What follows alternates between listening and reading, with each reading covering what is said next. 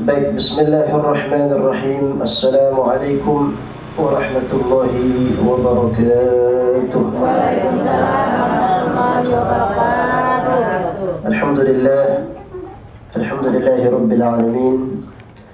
Wassalatu wassalamu ala man ba'athahu Allahu rahmatan lil alamin. Sayyidina wa nabiyyina Muhammadin wa ala alihi wa sahabatihi ajma'in. أصبحنا وأصبح الملك لله والحمد لله لا شريك له لا إله إلا هو وإليه النشور. Ibu-ibu sekalian, para pengurus BKMT dan juga segenap hadirat, ada juga hadirin yang sedikit yang hadir. Alhamdulillah, kita bersyukur di pagi ini di waktu duha menjelang zuhur kita diizinkan Allah bisa bersilaturahim, bermuwajahah, bertatap muka. Ya, semoga majlis kita diberkahi Allah Subhanahu wa taala dan dicatat menjadi tambahan hasanat, tambahan kebaikan nanti di akhirat. Amin ya rabbal alamin. Kemudian salawat beriring salam mari kita tungkiskan kepada kekasih Allah yang mulia, baginda Nabi besar Muhammad sallallahu alaihi wasallam, yang sangat kita rindukan, kita nantikan, kita harapkan syafaat beliau. Semoga kita, keluarga kita nanti dimanapun berada, semuanya diakui oleh Nabi sebagai umatnya, mendapatkan syafaat beliau dan bisa berjumpa beliau, memandang wajah beliau di surganya Allah Subhanahu wa ta'ala. Amin ya rabbal alamin. Baik ibu-ibu sekalian, para ummahat dan juga para mukminat hafizakumullah. Ya, mohon maaf saya datangnya mepet ya, karena info awal saya ngisinya 10:30. Nah, jadi dimajukan lebih cepat ya, maka saya segera meluncur.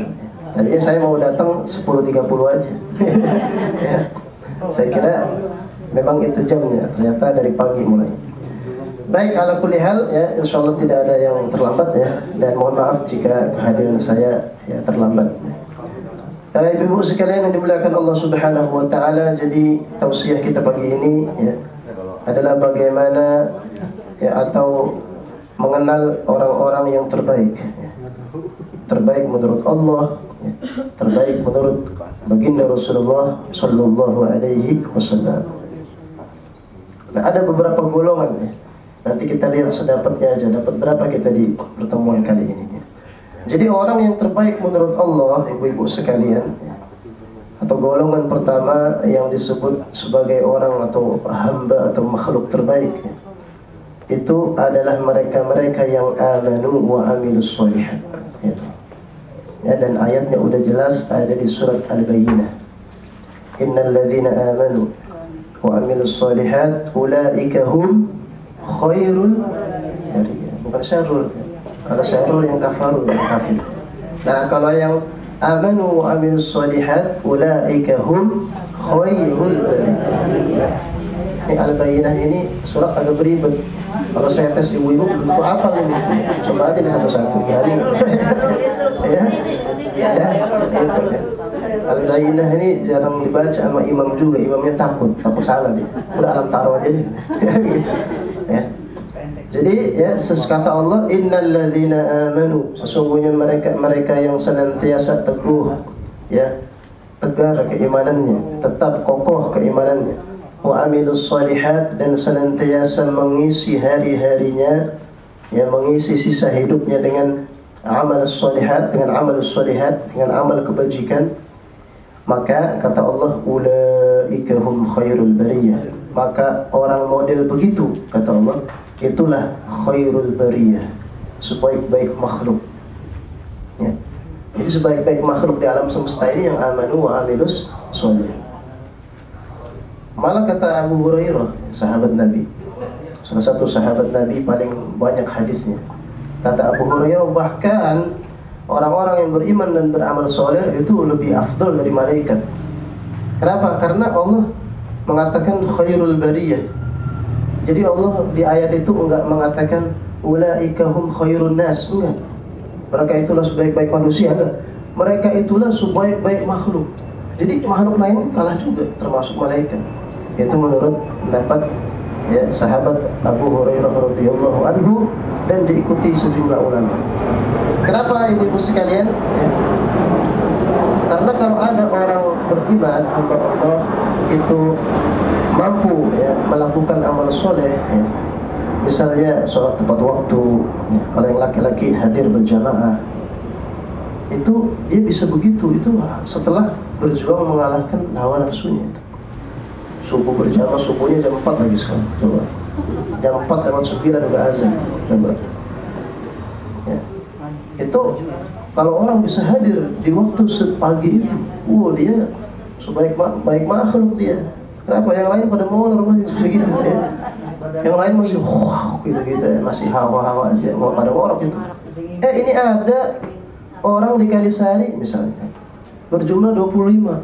Sementara orang Kalisari 10.000 misalnya. Maka 25 ini khairul bariyah. Kenapa dia bisa begitu? Dia mengalahkan rasa kantuknya, rasa dinginnya, rasa malasnya. Jadi ya wajar kalau orang seperti itu, kata Allah, sebaik-baik makhluk.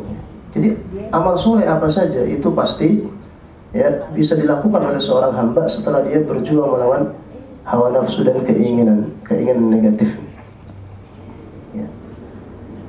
Ya, contoh amal soleh yang lain apa? Membaca Al-Quran. Itu butuh energi tuh ibu-ibu. Coba. Ya kan, apalagi kata Nabi, Iqra'il Qur'ana fi syahrin. Bacalah Quran ini, hatamkan dia sebulan sekali. Kalau ada yang bisa begitu, itu berarti dia telah mengalahkan rasa malas. Kalau sebulan sekali berarti sehari sejuz. Ya, sehari sejuz berarti sehari 10 lembar. Ya. Nah, ibu-ibu udah berapa lembar nih sehari? Ya kan? Nah, kalau udah, alhamdulillah. Gitu. Ya, dan itu pesan Nabi kepada sahabat, makanya itu menjadi standar. Qra'il Qur'ana fi syahri. Ya, jadi bacalah Quran ini, khatamkan Quran ini sebulan sekali. Sekarang udah Rabiul Akhir. Harusnya kita udah khatam 6 kali dari Syawal kemarin. Ya kan? Ya, selesai Ramadan kan Syawal. Syawal, Dzulqa'dah, Dzulhijjah, Muharram, Safar, Rabiul Awal. Sekarang Rabiul Akhir tanggal 6. Jadi harusnya kita udah khatam 6 kali nih dari lebaran kemarin. Udah 6 belum? Kalau belum 6 di bawah standar. Di bawah harapan Nabi. Jadi kalau Nabi masih hidup, kecewa beliau. Baru mau 2 Ustaz. Ya, berarti kurang. Harusnya 6. Itu pun semalas-malasnya. Harusnya itu pun semalas-malasnya 6. Kan sebulan sekali, ya kan? Ya. Makanya kalau ada yang melakukan itu berarti dia khairul, termasuk khairul karena sedikit yang bisa begitu ya.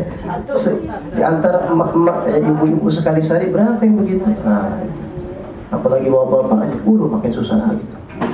Otaknya mikir yang lain-lain loh bapak-bapak. Gimana nih? Apa namanya makan nih bocah-bocah gitu ya.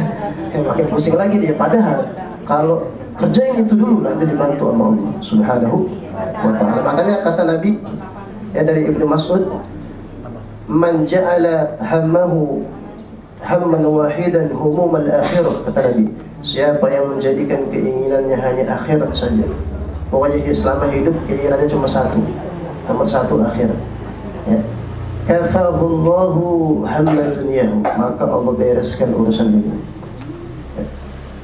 Sebaliknya, siapa yang banyak keinginan dunia, pengen A, B, C, D, seterusnya, maka lam yubalillah, Allah enggak peduli lagi.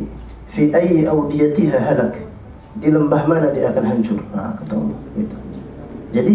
Jadi kalau jadikan akhiratnya itu didahulukan sebelum lain, nanti dibereskan oleh Allah Subhanahu wa ta'ala. Tapi kalau kebanyakan mikir ya kan, malah error nanti. Makanya kata para ulama, la tukfir, kata para ulama, perbanyaklah istighfar. Jadi istighfar katsir, perbanyaklah istighfar. Jadi la tukfir mina tafkir, jangan kebanyakan pikiran, tapi perbanyaklah istighfar. Karena dengan banyak beristighfar, ya Allah akan membuka banyak pintu keluar atau pintu solusi dari permasalahan yang nggak akan bisa dibuka hanya dengan mikir. Banyak mikir stres nanti. Udah nggak usah kebanyakan mikir, banyakin istighfar. Itu aja. Nah, istighfar juga termasuk amilus sholih. Ya, kata Nabi, ya, man lazima al-istighfar ja'alallahu min kulli hammin faraja wa min kulli dhaiqin makhraja wa yarzuqhu min haitsu la yahtasib. Ya, hadis riwayat Abu Dawud. Siapa yang melazimkan istighfar, mendawamkan, merutinkan, ya, maka Allah akan hilangkan kesedihannya, Allah berikan solusi dari masalahnya, dan Allah beri dia rezeki dari arah yang tidak disangka-sangka. Ya. Makanya para salafus saleh istighfarnya banyak. Seperti Abu Hurairah, istighfarnya sehari 12.000. Itu enak tuh kalau ibu-ibu, apalagi udah bukan ibu-ibu muda yang rawat bayi, ya kan? Udah istighfar aja banyak. Kalau dulu sehari 10.000, 20.000 gitu, kan bisa ya, dicicil aja ya. Habis subuh ya buat misalnya 3.000, habis duha 3.000, habis asar 3.000, ya. Mau tidur 3.000, 12.000 sehari. ya, jadi sejam 4 jam deh. Kan Allah masih 24, masih 20 jam lagi, 4 jam doang ya. Itu ya. Ya kalau nggak bisa seperti Abu Hurairah, ya buang aja nolnya. Kalau beliau 12.000, kita 1.200 selesai. 1.000 lah, kita buang 200, ya udah 1.000 aja. Nah, itu lumayan. Jadi orang yang aman wa amilus shalihat ulaika hum khairul bariyin. Dan amilus shalihat dalam Islam ini sangat banyak. Yang paling ringan yaitu contohnya adalah banyak berzikir. Dan afdhalul dzikri memang tilawatul Quran. Itu afdhalul dzikri adalah tilawatul Quran. Dan itu gratis, ibu-ibu. Ada nggak tiket baca Quran? Nggak ada. Kalau umroh bayar. Ya gitu. Ada ibadah pakai uang, umroh misalnya. Kalau tilawatul Quran gratis. Ya. Tinggal mau apa enggak, orang modalnya udah ada kok, lidah. Ya kan, lidah. Ya, lisan yang Allah berikan, ya, itu adalah modal, ya, yang dengannya kita bisa banyak meraih apa? Hasanat, kebaikan. Jadi itu ya, orang pertama adalah amanu wa amilus shalihat. Ini golongan pertama yang terbaik menurut Allah. Yang kedua, ibu-ibu sekalian, mohon maaf kalau di tengah-tengah tausiah ada batuknya dikit, karena udah 2 harian ini apa namanya? Ya, flu batuk dikit. Nah, yang kedua, ibu-ibu sekalian, ya, itu ya, orang yang dikasih ujian berat sama Allah, dahsyat, ujiannya dahsyat. Coba dia sabarnya luar biasa. Ustaz mau air minum panas anak ya? Ya. Jadi golongan terbaik kedua, orang yang mendapat ujian dahsyat dalam hidupnya, ya.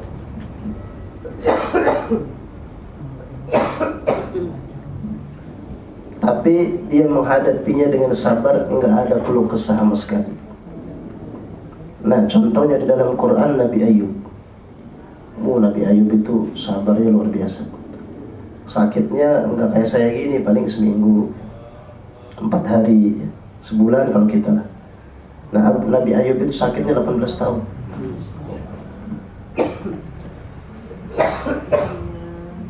Nah, ujiannya Nabi Ayub bukan hanya sakit pada badannya, tapi pada semua asetnya, kekayaannya. Jadi ujiannya itu lengkap. Badannya sakit, asetnya habis, ternaknya habis. Tadinya banyak, ratusan, habis.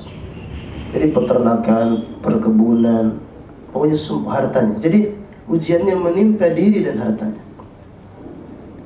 Kalau sakit, hartanya masih muter, masih mending ya. Berarti kan satu sisi aja. Nah, Nabi Ayub udah lengkap ujian. Badannya sakit, waktunya lama lagi. Kalau pilek begini seminggu 2 minggu biasanya, ya. Nah, seminggu 2 minggu, sebulan, ya. Nah, kalau Nabi Ayub kurang lebih dalam tafsir disebutkan 18 tahun lamanya. Jadi orang-orang dekat udah menjauh semua. Itu tadinya Nabi Ayub banyak yang dekat sama beliau. Tapi sekarang nggak ada kecuali istrinya sendiri. Jadi berdua doang. Orang yang dekat kabur semua. Nggak ada. Istilahnya mau kita harapkan apa lagi dekat sama Ayub, ya, gitu. Kayaknya nggak ada gunanya, gitu. Nah, tapi Nabi Ayub tidak ada keluhan walau sehuruf pun, nggak ada. Ya istilahnya, aduh ya Allah, itu nggak pernah sekalipun selama 18 tahun. Kalau kita kan meriang dikit, aduh, ada aduh, walaupun lirih, ya kan ada, ya, bahkan lebih dari 1 huruf. Aduh kan 4 huruf, ya kan? Aduh, apalagi kalau punya panjang, aduh, itu kan panjang keluhannya. Kalau Nabi Ayub 1 huruf pun tidak. Makanya ya Allah memuji beliau. Kata Allah, inna wajadnahu sabira ni'mal abdu innahu awwab. Ya. Sesungguhnya kami mendapati pribadi sosok Ayub itu orangnya sabar, sabira, kata Allah. Ni'mal abdu, dialah potret contoh sebaik-baik hambaku, kata Allah. Jadi kalau mau nyontoh hamba terbaik ini contoh Ayub, kata Allah. Ujiannya dahsyat, sabarnya luar biasa. Ni'mal abdu innahu awwab. Sesungguhnya dia sangat taat pada Allah. Ya, awwab itu katsirur ruju'. Jadi banyak taat, banyak tobat, banyak kembali pada Allah Subhanahu wa taala. Sebagian kita ya kalau dapat ujian marah sama Allah, kecewa atau mengeluh, itu nggak ada pahalanya, itu Ibu sekali. Jadi rugi, sudahlah dia sakit atau kesandung segala macam ya. Nggak sabar maka tidak dapat pahala. Jadi sudahlah sakit, nggak ada balasannya dari Allah. Kalau Ayub ya, maka beliau teladan dalam kesabaran. Jadi sabarnya luar biasa. Jadi kita kalau lagi dapat ujian ngaca aja sama Ayub. Ujian saya nggak ada apa-apanya sama Ayub. Ayub lebih dahsyat. Kalau saya dikasih ujian model Ayub nggak tahan kayak. Ya. Pasangannya sakit 5 tahun, tahan nggak? Ayub 18 tahun. Itu berarti istri sabar juga itu. Nah, maka dia menjadi teladan. Ya, teladan dalam kesabaran. Jadi kalau kita lagi dapat ujian, ibu-ibu, ya berkacalah pada Nabi Ayub. Nggak ada apa-apanya ujian kita. Ya, masih lebih ringan lah daripada ujiannya Ayub alaihi salam. Jadi orang terbaik adalah orang yang sabar, yang menerima ujian dari Allah Subhanahu wa taala. Ujiannya dahsyat, banyak, besar, berat, tapi dia sabar, itulah hamba terbaik. Ya dalam bahasa Arab yang terbaik itu kan khairu kan, tadi kan ulaikum khairu. Nah, selain khairu adalah nikmat. Nikmat sama khairu sama artinya. Meskipun beda huruf tapi maknanya sama. Ya sebaik-baik. Khairul bariyah tadi sebaik-baik makhluk. Kalau ini nikmal abdu ya, sebaik-baik hamba. Nah, itu orang terbaik golongan atau model kedua. Sekarang yang ketiga. Yang ketiga sebaliknya. Wah, hartanya banyak, badannya sehat, nggak pernah sakit. Yang lain, mohon maaf, mencret, muntaber, bengek, sakit macam-macam. Dia, sehat terus. Sekali sehari sakit, dia sehat. Jadi nikmatnya itu lengkap, dia fisiknya sehat, hartanya banyak, bahkan mungkin dia tinggi juga ya, posisinya. Ya. Ya, jadi harta, tahta lengkap semua dia. Nah, cuma itu tidak membuat dia lupa kepada Allah. Justru makin taat lagi kepada Allah. Nah, contoh di Al-Quran adalah Nabi Sulaiman. Ini kebalikannya Nabi Ayub nih. Ya, kalau Nabi Ayub istilahnya, ya karena diuji itu dia langsung ke bawah kan. Ya, artinya ya jadi rakyat jelata yang penuh ujian. Tapi kalau Sulaiman, sultan ya. Udah Nabi, raja lagi. Nabi, Rasul, raja lagi. Istrinya kalau nggak salah 1000. Ya 1000 istri. Banyak sekali. Ya? Oh enggak. 1000 seapa? Dan di syariat itu boleh. Kalau syariat Islam kan 4 doang. Nabi Sulaiman 1000. Jadi ada istri, tapi ada selir-selir. Dan di syariat itu kan belum Quran kan, masih boleh. Itu kan butuh fisik yang kuat. Ya untuk menjadi suami, memerankan sebagai kepala pemerintah, coba. Beliau itu presiden lah kita bilang. Dia kepala negara. Jadi dia itu nabi, rasul, kepala negara. Waduh. Tapi tidak membuat dia lupa kepada Allah. Kemana taat banget orangnya. Sulaiman itu. Ya. Ya, kendaraannya udah. Kalau kita kan paling motor ya kan roda dua, naik dikit rodanya 4, itu aja paling. Ya kan, pesawat kita nggak punya kan, kalaupun naik punya orang lain. Kalau Nabi Sulaiman kendaraannya angin. Kendaraannya angin. Ya, kata Allah di surat Shad, inna sakharna lahu riha tajri bi amrihi ruqan haitsu asab. Sesungguhnya kami tundukkan bagi Sulaiman kendaraan berupa angin yang siap mengikuti instruksinya kemanapun dia mau pergi. Gitu. Jadi kita kalau mau ke pengajian gini naik angin. Ya. Nggak pakai helikopter, nggak pakai pesawat, angin aja. Hah? Bola masuk angin nggak? Tahu juga lah, angin aja. Kan sebagai kepala negara kan perlu meninjau daerah kan, itu pakai angin beliau. Walaupun BBM naik nggak ngaruh, nggak pakai bensin, ya kan? Kalau motor kan ada bensinnya, ya kan? Pesawat juga ada aftur ya kan, bahan bakar untuk pesawat. Kalau kita angin paling buat ngisi ban doang angin. Nabi Sulaiman kendaraan itu, Kendaraannya udara dia. Beliau kendaraannya 2, salah satunya angin, satu lagi namanya as-safinatul jiyad. Itu ayat, bukan safina, safinatul, pakai huruf shad. Ya, pakai huruf shad. Itu semua ada di surat Shad. Ya, satu surat sebelum Az-Zumar. Ya, ada di juz 23. Jadi Yasin, As-Saffat, Shad. Baru Az-Zumar. Urutannya begitu. Ya, jadi kata Allah, inna sakharna lahu riha tajri bi amrihi ruqan haitsu asab. Jadi kami tundukkan kendaraan bagi Sulaiman berupa angin yang siap ya, membawanya kemanapun dia instruksikan. Jadi anginnya taat banget. Bahkan wasyayatina kulla banna'in wa ghawas, bahkan kami tundukkan untuknya setan-setan. Makanya pasukan Sulaiman bukan angkatan darat, laut, udara lagi ibu-ibu. Ya, kalau NKRI kan tentaranya 3 doang, darat, laut, udara. Kalau Sulaiman pasukan binatang ada, pasukan jin ada, lengkap dia.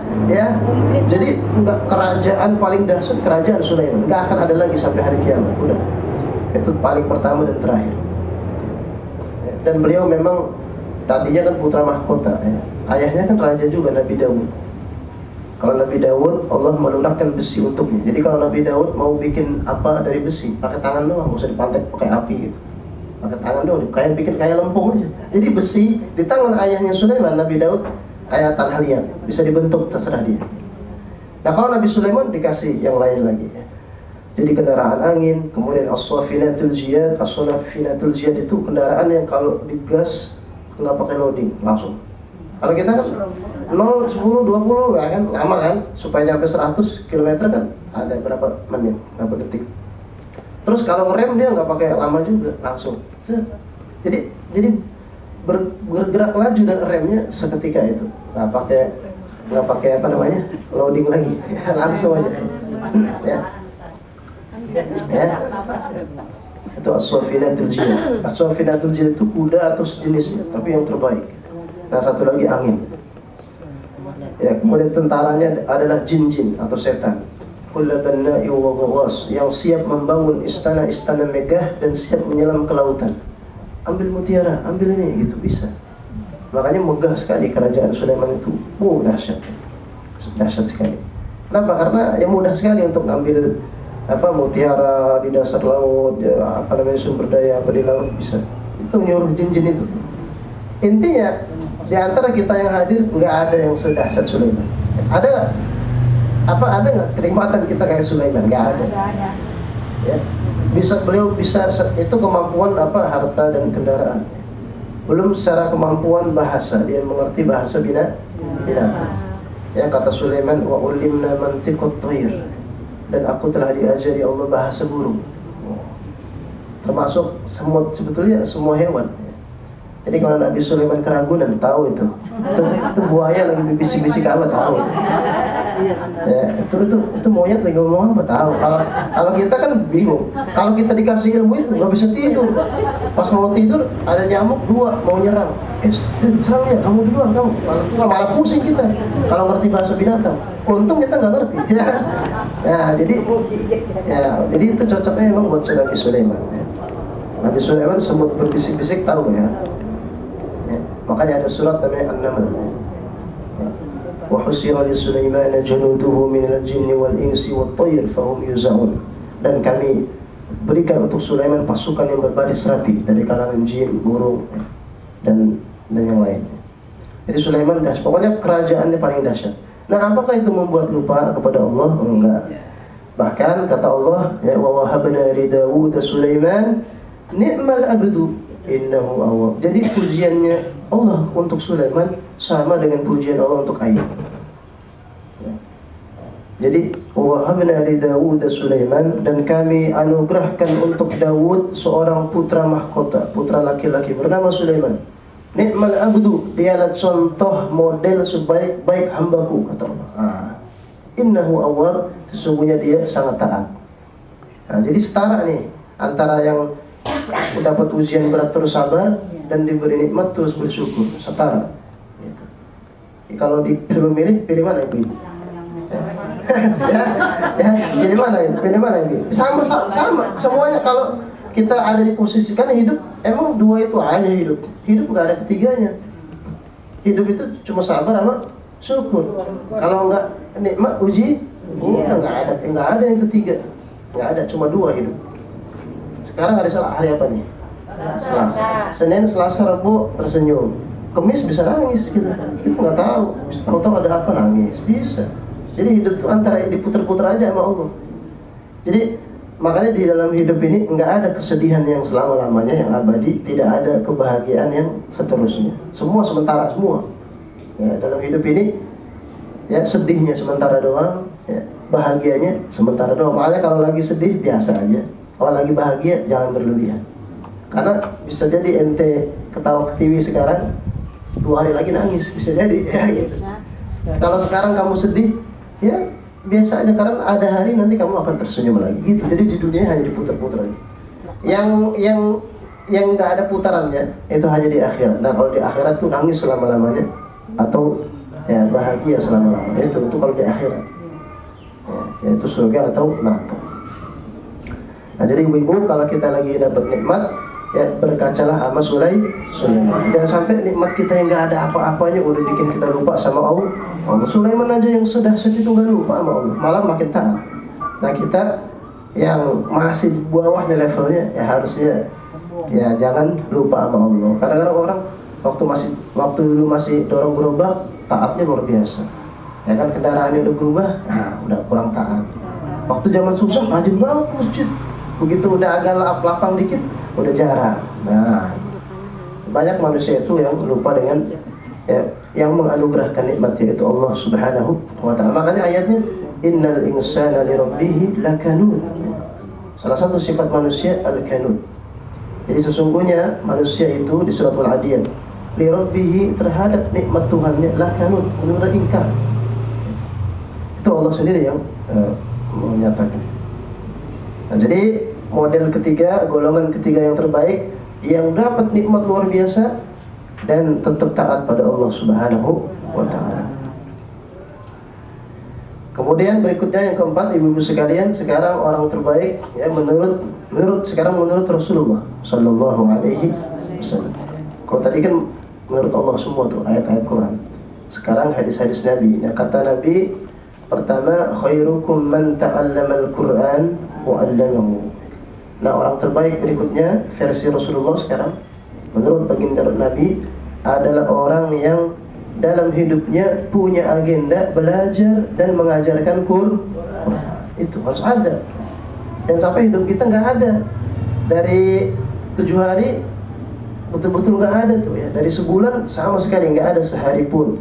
Bahkan nggak usah sehari lah, 2 jam, 3 jam untuk belajar mengajarkan Quran. Nah, ini yang demikian ini kurang baik. Karena Nabi ingin, ya, lewat hadis itu, hadis sahih riwayat Imam Bukhari. Ya, Nabi ingin ya umatnya ini kalau enggak belajar, kalau enggak mengajar ya belajar. Jangan sampai belajar enggak, ngajar enggak. Nah, ya. Jadi nanti kalau ini enggak itu enggak, nanti yang enggak nanti jadi. Ini ngajar kagak, belajar kagak, yang enggak nanti. Ya. Jadi ibu-ibu sekalian ya, melalui hadis itu sebaik-baik kalian, kata Nabi, man ta'allama, adalah orang yang belajar mendalami Quran dan mengajarkannya. Dan ini ya kita harus menjadi bagian dari orang yang seperti ini. Belajar itu maksudnya belajar paling dasar, belajar baca, belajar kho, ha, sya. Ya dari mana huruf hijaiyah ini abata sampai ya keluar, makhrajnya di mana aja. Nah, itu namanya ilmu tajwid. Selain itu kan baru belajar permulutan, belum nanti belajar memahaminya, ya kan, maknanya. Ya kan? Nanti kalau bisa tambah lagi belajar bahasa Arab biar memahami. Nah, jadi belajar Quran itu makna belajar itu luas. Ya, yang paling dasar tentu belajar huruf-hurufnya karena kita bukan orang Arab. Ya, Al-Quran kan diturunkan apa? Dengan bilisanin arabiyyin mubin. Al-Quran ini kami turunkan kata Allah bilisanin arabiyyin mubin, dengan lisanul Arab. Ya. Jadi ya, apa maksudnya? Maksudnya orang manapun kamu, belajarlah ilmu tajwid agar lisanmu itu seperti baca Al-Quran seperti Nabi. Ya, seperti lisan orang Arab. Sebagian kita ya karena orang Sunda bilang fa pe melulu, faida parobta, salah itu. Ya. Itu kan fa, ya keluar angin. Gitu. Faida parobta. Ya, jangan sampai karena dia orang Garut misalnya, faida parobta. Nah, ada lagi orang Jawa, ya kan? Kalau orang Jawa huruf ja-nya anginnya kebanyakan. Ya. Wassala'i dzatil buruj. Harusnya kan buruj, itu aja. Buruj. Bukan nyemprot-nyemprot buruj. Begitu. Salah ya. Jadi secara sifatul huruf sama. Nah, itu ada ilmunya khusus, yaitu apa? Ya, yaitu ilmu tajwid. Ya, seperti huruf yang keluar dari itu semua ada huruf tenggorokan. Ya, jadi huruf yang keluar dari tenggorokan ada 6.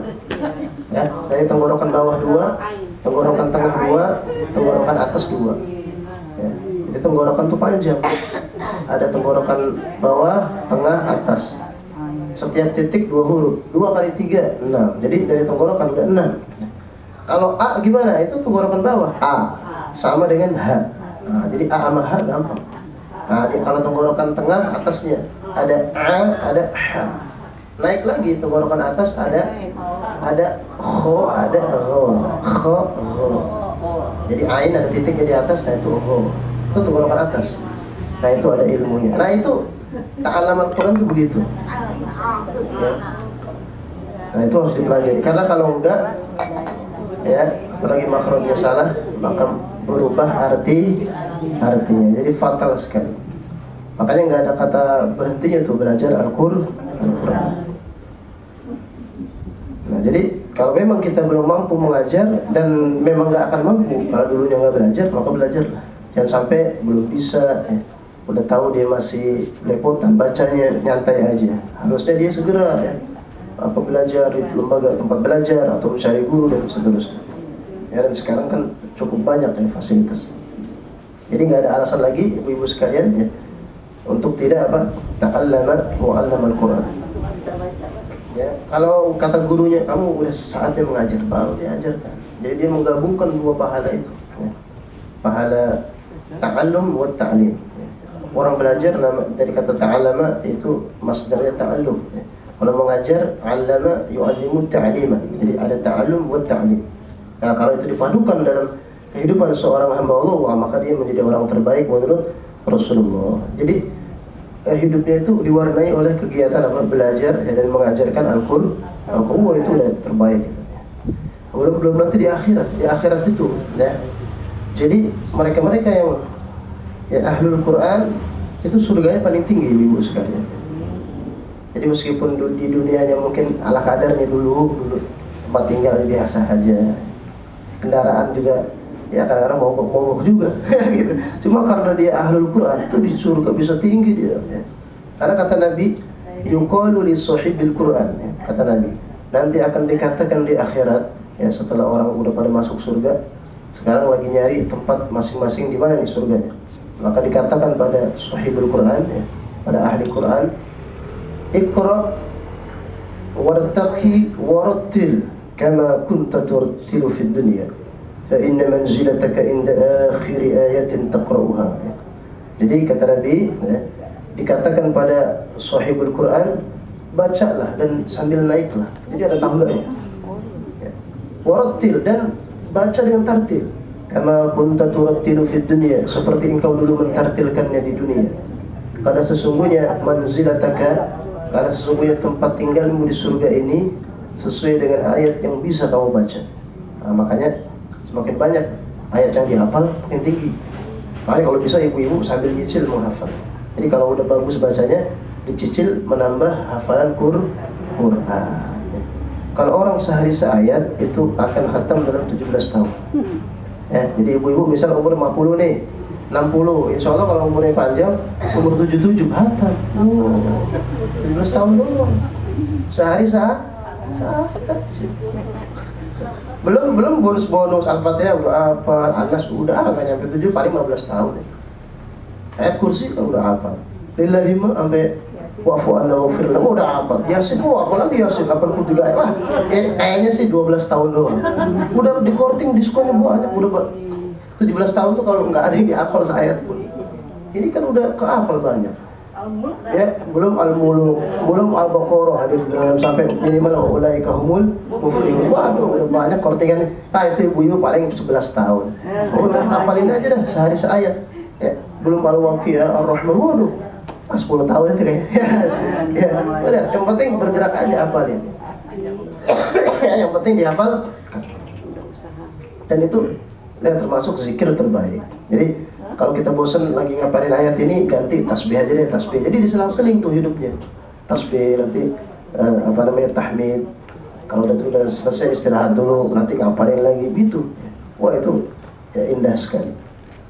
Jadi itu ya orang yang terbaik menurut Nabi, yang belajar, ya yang punya aktivitas, ya dia punya agenda dalam hidupnya, meskipun gak setiap hari, tapi punya agenda. Seminggu sekali kah, sebulan sekali kah, pokoknya dia ada dalam hidupnya itu kegiatan belajar dan mengajarkan Quran. Itu orang terbaik. Karena kata Nabi, khairukum, sebaik-baik kalian. Jadi ini yang bilang langsung Nabi ini, ya, bukan presiden, bukan menteri. Nah, Rasulullah Sallallahu Alaihi Wasallam. Baik, berikutnya ibu-ibu sekalian, kata Nabi, khairun nas anfa'uhum. Sebaik-baik kalian, kata Nabi, sebaik-baik kalian yang punya manfaat bagi manusia lain, yang paling banyak manfaatnya bagi manusia lain. Jadi ya ada yang mungkin manfaatnya buat 10 orang, ada yang dia bisa memberi manfaat untuk 100 orang. Nah, semakin banyak orang merasakan manfaatnya, ya, apakah ilmunya, apakah keahliannya, apakah keenakan masakannya, apa saja pokoknya, apa saja lah, ya. Apakah kalau dia hartanya banyak, sedekahnya misalnya, apa saja, pokoknya manfaat apapun ya, sesuai dengan potensi yang Allah berikan. Dan kamu melihat ya potensi itu, kamu kemudian jadikan itu ladang yang memberikan manfaat. Wah, itu juga termasuk sebaik-baik manusia, kata Nabi. Khairun nas anfa'uhum. Jadi sebaik-baik manusia yang punya nilai manfaat bagi manusia lainnya. Ya, jangan sampai ya manusia nggak seneng ya, wah dia mah pengacau nih, setiap datang wah kita minggir aja. Nah, itu buruk itu. Kalau ada manusia begitu itu buruk. Jadi orang-orang takut, orang-orang khawatir dengan keburukan. Dia hadir orang pada minggir. Nah, itu orang tercela itu kalau begitu. Yang benar adalah bermanfaat. Ya minimal sekali kepada keluarganya. Minimal dia ngajarin Al-Fatihah untuk anaknya, untuk putra atau putrinya, itu udah bermanfaat. Apalagi yang manfaatnya luas. Ya, dan mereka-mereka yang bermanfaat, ibu-ibu sekalian, itu memang akan ada terus ya.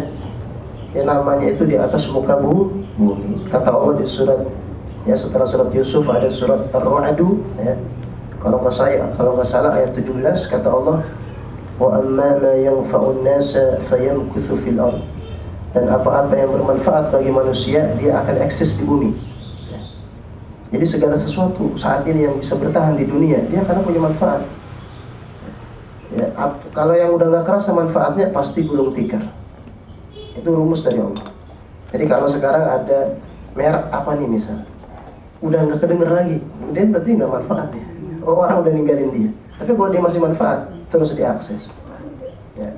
Contohnya yang paling minimal ini deh, air mineral nih, bermanfaatnya nih. Waduh, manfaatnya. Yang paling tua sih kayaknya Aqua ya. Iya. Soalnya walaupun fit bilangnya Aqua kan. Sampai sekarang Gulung Tikar nggak Aqua. Masih ada kan? Dia bermanfaat. Berarti orang merasakan manfaat. Kalau orang merasakan manfaat ya dia nggak akan tumbang, bertahan terus panjang masa. Itu rumus itu. Jadi kalau ada nasi uduk ini rame ini nggak rame, mungkin manfaatnya kurang. Mungkin kepedesan apa harus diteliti lagi tuh ya gitu. Mungkin agak asin apa gimana. Ini aja deh, ini lebih legit misalnya. Nah, makanya harus diinikan lagi. Intinya ya bermanfaat itu akan membuat ya perusahaan, orang, apa aja akan tetap bertahan. Bahkan ya contohnya Imam Nawawi misalnya, itu bermanfaat ilmunya walaupun dia meninggal, namanya masih didoakan oleh manusia. Ada hadis arba'in, ada riyadhus shalihin.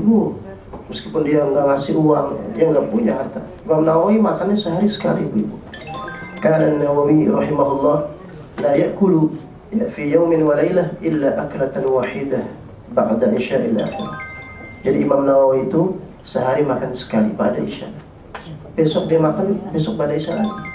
Kemungkinan dia puasa tiap hari. Ya, kemungkinan. Kalau keterangannya begitu berarti dia puasa mulu itu. Ya, artinya dia memang nggak mau yang berlimpah banget. Ya, tapi dia ilmunya yang berlimpah. Makanya dia ngasih manfaat buat manusia dari sisi ilmunya aja deh. Nah, dan ibu-ibu mungkin nggak bisa jadi beliau, ya kan? Maka cari kira-kira saya kalau kayak dia nggak bisa, saya cari aja yang lain. Kira-kira saya manfaatnya apa? Nah, jadi itu. Dan satu lagi ibu-ibu sekalian terakhir, ya dicukupkan aja satu lagi. Ada suaranya terbatas juga ini. makin lama makin low bed ini. Sementara saya harus istirahat karena Kamis mau ke Haramain. Apa namanya, akan umroh insyaallah. Ya, insyaallah ya, mudah-mudahan. Ya, mungkin ini kali ini terakhir megang mic. Besok udah diem aja deh. Gitu ya. Ya, maksudnya ngajar ya. Ya. Jadi satu lagi ibu-ibu, kata Nabi, khairukum li ahlikum wa ana khairukum li ahli, kata Nabi. Sebaik-baik kalian adalah yang paling baik kepada keluarganya, dan akulah yang terbaik di antara kalian terhadap keluarganya. Itu jadi orang terbaik itu yang paling baik ya bagi apa? Bagi keluarganya. Jadi kalau dia suami berarti dia baik kepada istrinya, ya, kepada putra atau putrinya, dan seterusnya. Ya, jangan sampai kita ya lebih baik itu kepada orang di luar ya, sementara kurang baik terhadap keluarga intinya. Kurang baik terhadap teman tidurnya, ya kan? Atau orang yang satu atap, itu kan ya, tidak seperti itu. Ya, kalau Nabi Muhammad itu nggak pernah mencela, ya, kata Anas bin Malik. Ya. Anas bin Malik ini pembantu atau khodimnya Nabi di Madinah. Ya, sebelum Anas bin Malik, Ibnu Mas'ud. Jadi kalau di Mekah 13 tahun, yang paling dekat menyiapkan sendalnya Nabi, menyiapkan wudhunya Nabi, pokoknya nyiapin apalah ya. Sering keluar masuk kamarnya Nabi itu Abdullah bin Mas'ud. Itu kalau di Mekah 13 tahun. Nah, begitu Nabi hijrah ke Madinah, pelayannya berubah, namanya Anas bin Malik, 10 tahun. Kata Anas, selama saya 10 tahun melayani Nabi, tidak pernah sekalipun beliau membentak saya sekalipun, nggak pernah. 10 tahun. Istilahnya, kenapa kamu gak gini? Gak pernah begitu sekalipun Nabi. Kok begini sih? Kenapa gak gini? Itu kan agak keras kan? Itu kata Anas sebagai pelayannya Nabi, gak pernah saya digituin sekalipun oleh Rasulullah SAW. Jadi Nabi itu baik dengan ya, orang-orang terdekat ya. Ya, baik pasangan, anak-anak, atau yang keluar masuk rumahnya ya. Mungkin yang bantu-bantu ya kan, atau yang menggosokkan ya, dan seperti itu. Jadi terbaik. Nah, itulah ya ibu-ibu sekalian ya, potret atau gambaran golongan-golongan ya, model-model manusia yang terbaik, baik menurut Allah di Al-Quran ataupun menurut Rasulullah SAW di dalam hadis-hadis beliau. Nah, semoga kita bisa menjadi salah satunya ya, apalagi bisa jadi semuanya. Nah, semoga dimudahkan. Baik, demikian ya, semoga yang singkat ini bermanfaat ya. Doa untuk baik, ini sudah 10.40. Baik, kita tutup ya tausiah ini dengan doa ya. Semoga Allah memudahkan kita menjadi hamba yang terbaik. Amin. Dimudahkan bertetangga dengan Rasulullah SAW ya, dan kita diwafatkan husnul khatimah. Amin ya rabbal alamin. Alhamdulillahirabbil alamin. Hamdan syakirin, hamdan naimin, hamdan yuwafi ni'amahu wa yukafi'u mazidah. Amin. يا ربنا لك الحمد كما ينبغي لجلال وجهك الكريم وعظيم سلطانك. اللهم صل وسلم وبارك على سيدنا محمد وعلى آله وصحبه أجمعين. اللهم ربنا ظلمنا أنفسنا وإن لم تغفر لنا وترحمنا لنكونن من الخاسرين. اللهم آت نفوسنا تقواها وزكها أنت خير من زكاها أنت وليها ومولاها يا رب العالمين. اللهم أصلح لنا ديننا الذي هو عصمة أمرنا، وأصلح لنا دنيانا التي فيها معاشنا، وأصلح لنا آخرتنا التي إليها معادنا، واجعل الحياة زيادة لنا في كل خير، واجعل الموت راحة لنا من كل شر. اللهم إنا نسألك حسن الخاتمة ونعوذ بك من سوء الخاتمة برحمتك يا أرحم الراحمين. ربنا آتنا في الدنيا حسنة وفي الآخرة حسنة وقنا عذاب النار، وأدخلنا الجنة مع الأبرار يا عزيز يا غفار يا رب العالمين. وصلى الله على سيدنا محمد وعلى آله وصحابته أجمعين بفضل سبحان ربك رب العزة عما يصفون، وسلام على المرسلين والحمد لله رب العالمين. والسلام عليكم ورحمة الله وبركاته.